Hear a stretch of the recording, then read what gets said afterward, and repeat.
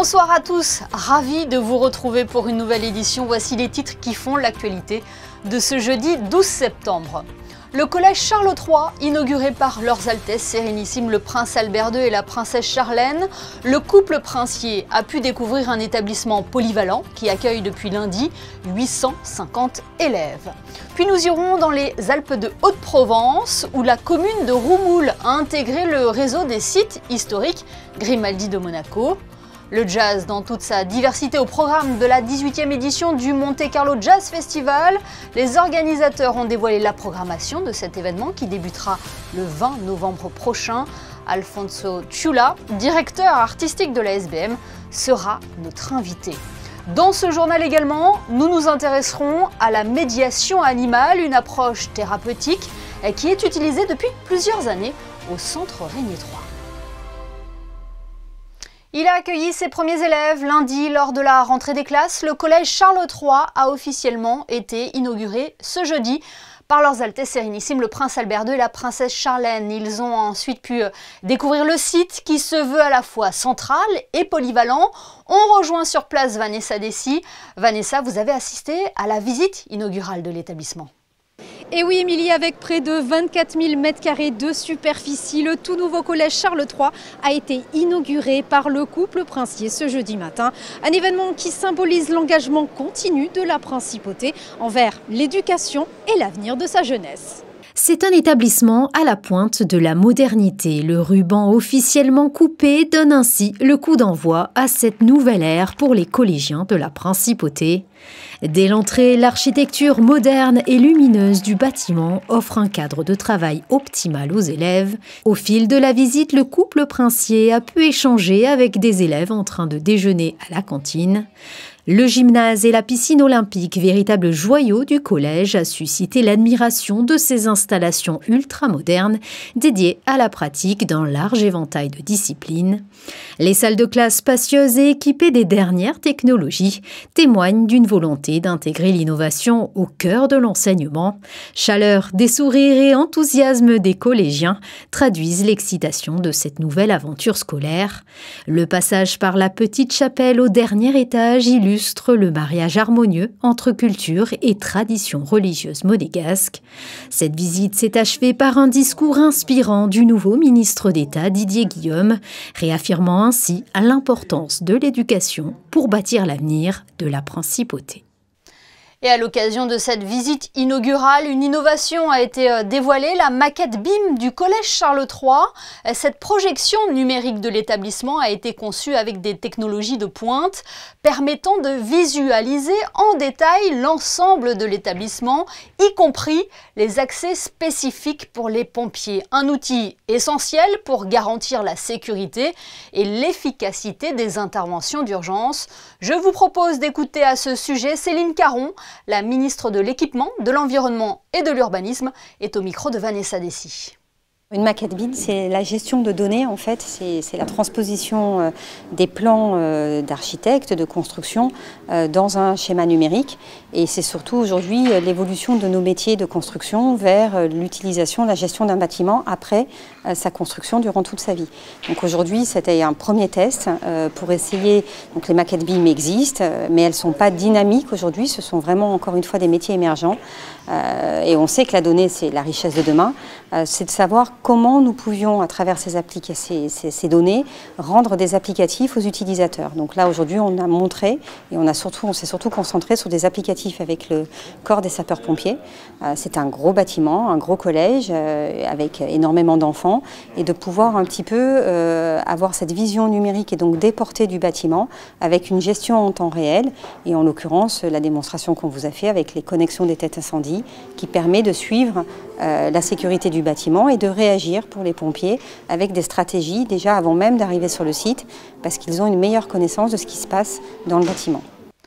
Le prince Albert II était hier en déplacement dans les Alpes de Haute-Provence pour assister aux célébrations du 50e anniversaire de l'ouverture du site des antennes de Radio Monte Carlo sur le territoire de la ville de Roumoul, une commune qui s'est découverte récemment des liens historiques avec la famille Grimaldi. Le reportage sur place de Patricia Navarro et Sylvain Péroumal.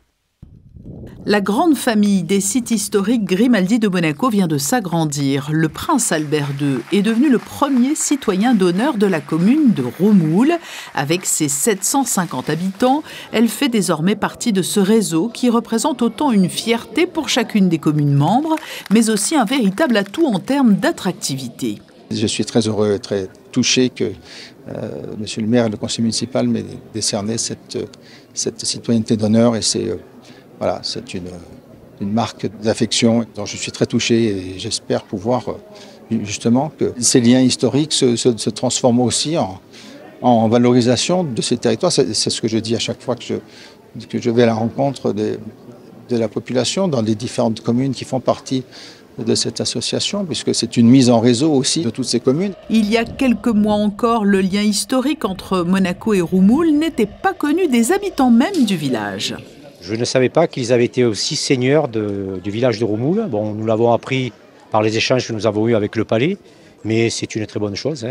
Voilà, donc là, ça permet d'établir des liens historiques, de lier le passé et le présent par la présence justement des émetteurs sur le territoire de la commune. Et ce lien découvert récemment remonte donc au XVIIe siècle. C'est une branche collatérale des Grimaldi de Monaco qui a été possessionnée à Roumoul au XVIIe siècle. Une branche qui était venue de la Ciotat, des Grimaud, en provençal, et qui se sont donc grimaldisés parce que lorsque le prince Honoré II choisit la France comme puissance protectrice et alliée de la principauté, il a besoin de points d'appui. Et donc il agrège à sa lignée un certain nombre de branches parfois très éloignées, parfois venues de Gênes depuis très longtemps.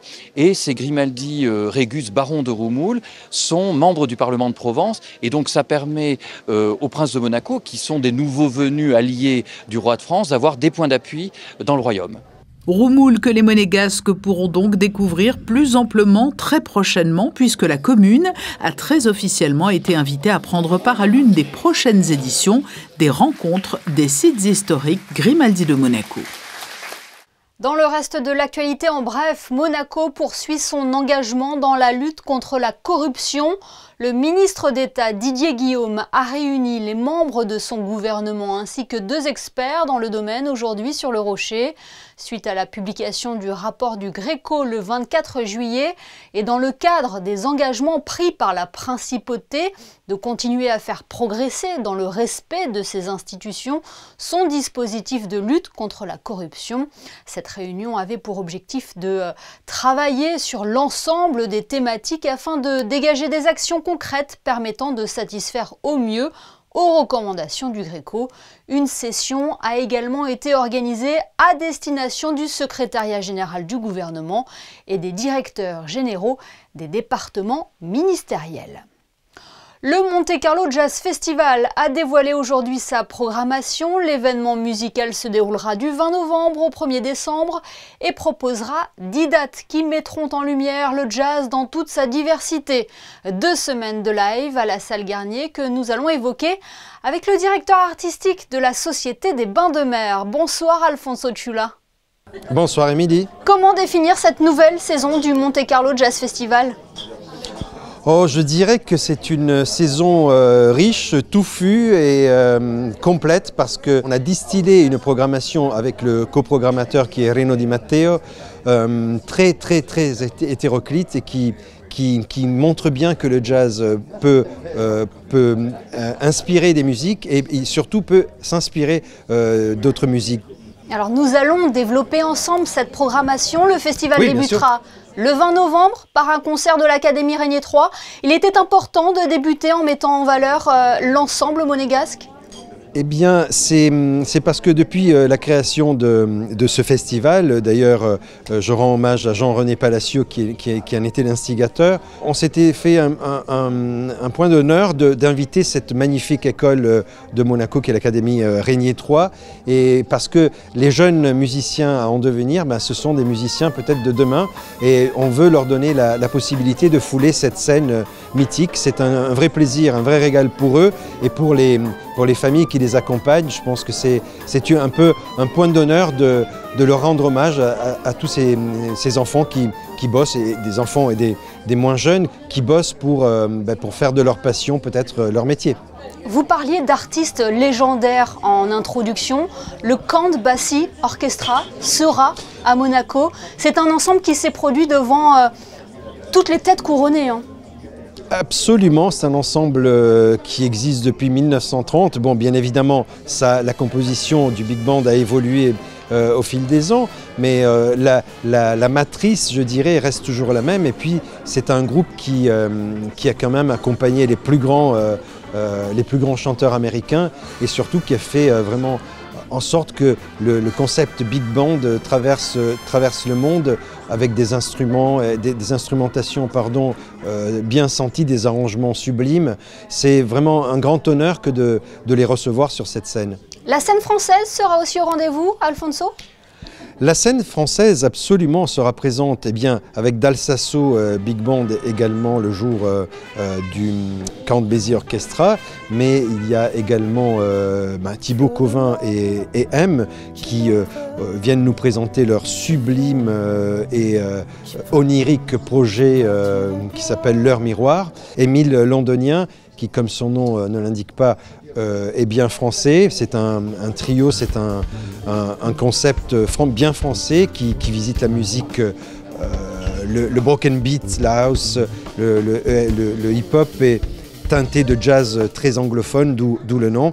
Donc oui, la scène française est bien présente. Sophie Solivo aussi viendra jouer de sa harpe sur la scène. Oui, et ça c'est pas banal parce que c'est vraiment un instrument qui est pas très utilisé dans le jazz d'une manière générale. Elle est un véritable virtuose de cet instrument qu'elle met au service du jazz, de la soul encore une fois et du R&B, ce qui est vraiment assez exceptionnel. Et puis il y aura les habitués, Alfonso, je pense à Didi Bridgewater ou à Ayo aussi. Didi Bridgewater, ça faisait longtemps qu'elle n'était pas revenue. Elle sera là avec Stefano Di Battista également, qui sera présent sur la scène, non pas en même temps, mais bon, on n'est pas à l'abri d'une impro, comme on dit, de dernière minute. Et Ayo, qui a une actualité musicale en ce moment, et qui sort un album qui est juste sublime. Et puis le festival abordera la place du jazz au cinéma, dites-nous tout. Comme chaque année, nous avons le plaisir d'accueillir Vincent Vatrican et l'Institut audiovisuel de Monaco. L'année dernière, il avait présenté Bird, et cette année, il présentera Ascenseur pour l'échafaud, un film sublime, mais surtout avec une musique sublime, celle de Miles Davis. En conclusion, Alfonso, s'il y avait un dernier mot à adresser à nos téléspectateurs pour venir assister au Monte Carlo Jazz Festival, lequel serait-il ?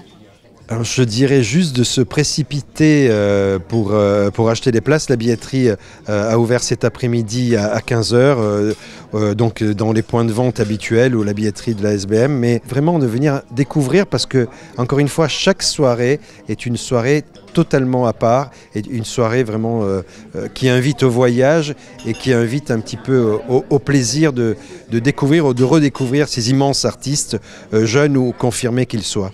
Et l'ensemble de la programmation est à retrouver sur le site internet du Monte Carlo Jazz Festival. Merci beaucoup Alfonso Ciulla d'avoir été notre invité ce soir sur Monaco Info. C'est moi qui vous remercie. Bonne soirée. Intéressons-nous à présent à cette exposition proposée à la galerie Moretti Fine Art. Regard d'ailleurs présente des œuvres réalisées par des jeunes soutenus par l'association Monaco Disease Power. Vanessa Dessy vous en dit plus dans ce reportage réalisé avec Olivier Bonello. Ce n'est pas seulement une association, c'est un véritable moteur d'espoir. Monaco Disease Power fait preuve d'un engagement remarquable. Créée pour soutenir les personnes atteintes de maladies rares et chroniques, elle incarne la solidarité au quotidien avec des actions concrètes comme cette exposition. C'est une collaboration qui a commencé il y a 4 ans. En fait, Monsieur Moretti est venu nous rendre visite au centre aéré qui est voisin de sa galerie. Et il a pu voir les peintures et les dessins qui étaient faits par nos jeunes dans le cadre des activités manuelles qu'on leur fait faire régulièrement. Et je crois que ça lui a beaucoup plu et il a été très touché et il nous a proposé un partenariat en fait en nous ouvrant sa galerie pour exposer ses peintures. L'Union de l'art et de la solidarité prend vie à travers le partenariat entre l'association et la galerie Moretti Fine Art Monaco.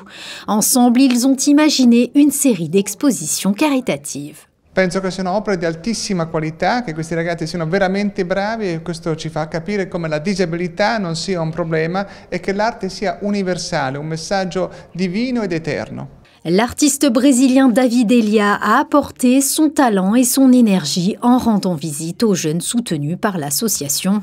Avec passion, il les a guidés dans la découverte de leur propre créativité, les encourageant ainsi à s'exprimer librement sur la toile.